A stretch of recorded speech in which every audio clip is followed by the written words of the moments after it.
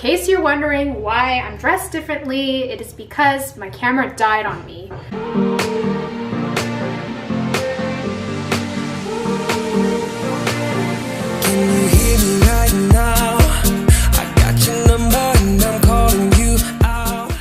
My diagnosis story started on my trip to Kaole. And it was right on the beach. It was a Thursday morning, and I woke up and my feet were numb, and it was the strangest thing because, I mean, your feet are numb, and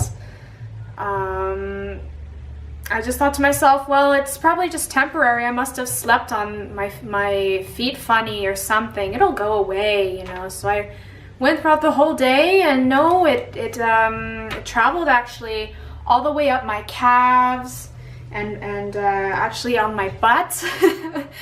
And it was getting really worrisome. You know, it hurt to walk, and I was constantly distracted by it. I couldn't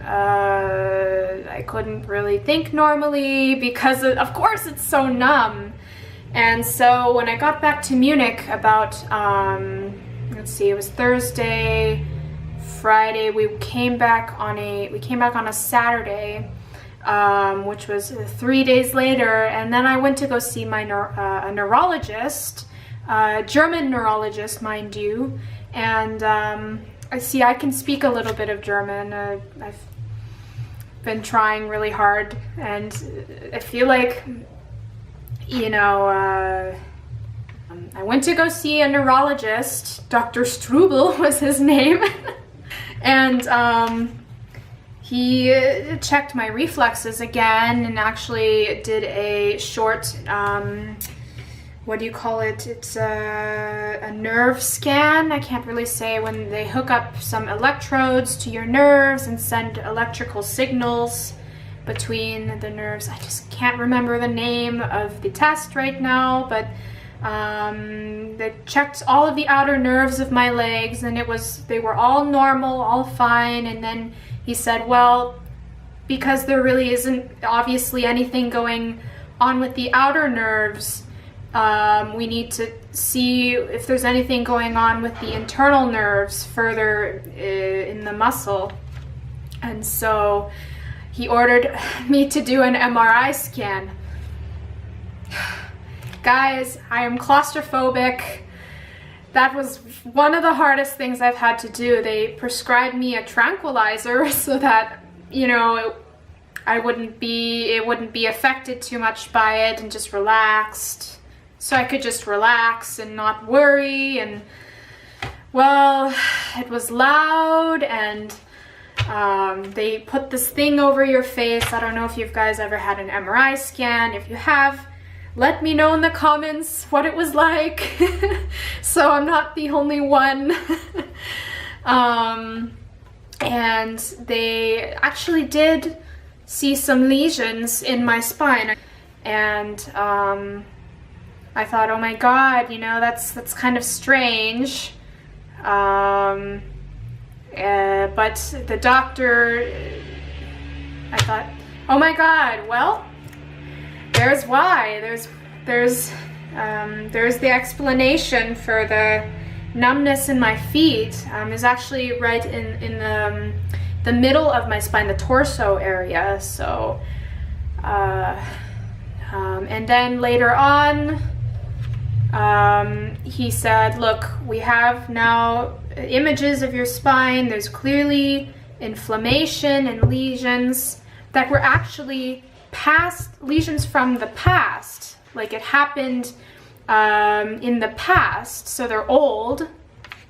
But we need to know exactly if there's anything else that's happening in the brain. So he ordered an MRI of my brain done, and that was hectic. So after Dr.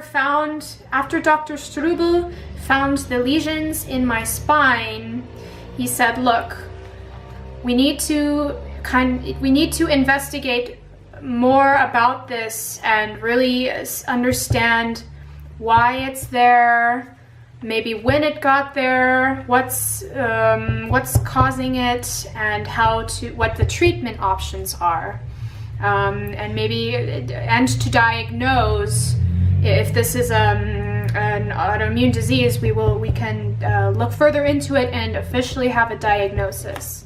So he said, but in order to do that, you have to go to the hospital and get a cortisone treatment. And cortisone is a drug.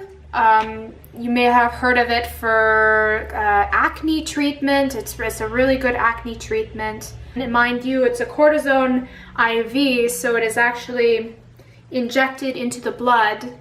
It'll reduce the inflammation and officially reduce the numbness and pain as a temporary treatment. When I started the cortisone treatment, I bloated up like a balloon because it's all this fluid. And I was there for 5 nights, and it was quite an experience because I've never been hospitalized before. So I was there all alone, and all of the nurses and doctors spoke German. And my German is not that good, but my family thinks that my German has actually improved since my stay there, which is incredible. I'm really glad to hear that. It makes me feel like my progress is paying off.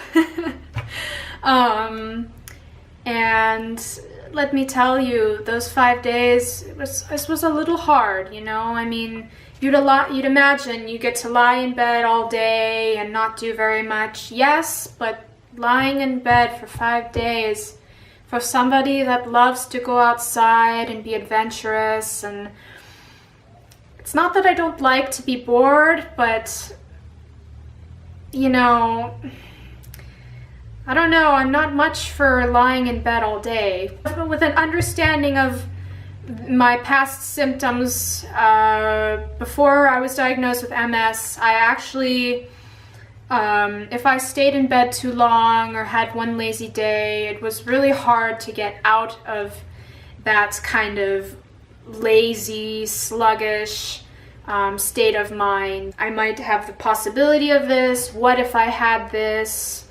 You know, what would life be like? Am I 100% healthy? You know, we all ask these things, and it's healthy to ask these things.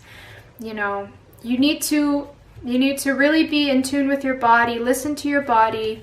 If your body is giving you signals that it's not healthy, it needs rest, you know, it needs food, it needs water, you can't ignore that. The doctor came in on the 3rd day of my hospital stay, and he said, look, Helen, we are very sure that you have an autoimmune disorder.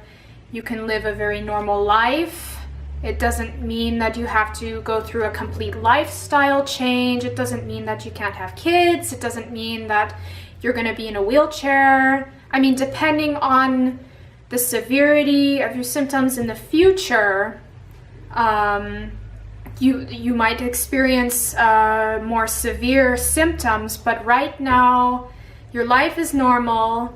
We can look at the options in terms of medication. By the way, there's a lot of options out there, but they gave me 3 specific medication options to look into for what I have, that will help to slow down the MS in the future. Again, it can't cure it. It's not 100% guaranteed to go away because it's MS. It's a long-term autoimmune disorder. That was my experience at the hospital for 5 days. And the very start of my exchange program in Germany, yeah.